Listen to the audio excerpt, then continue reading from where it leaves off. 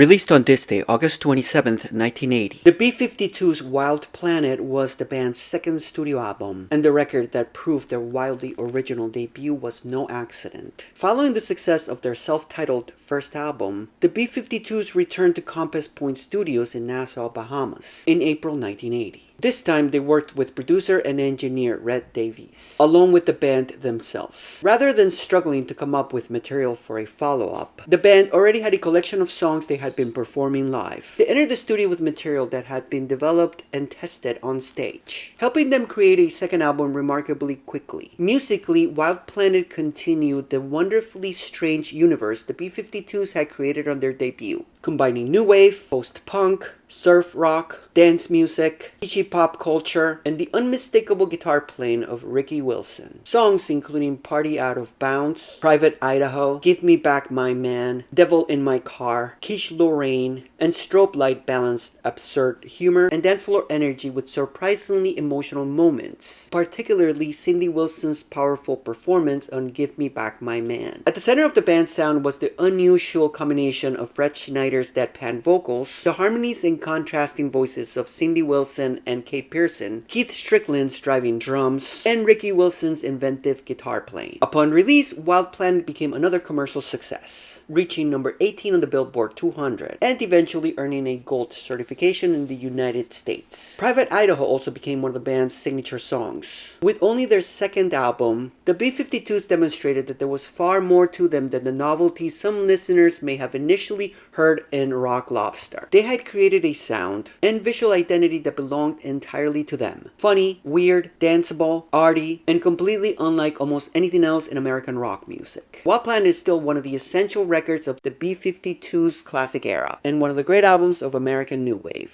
What's your favorite track?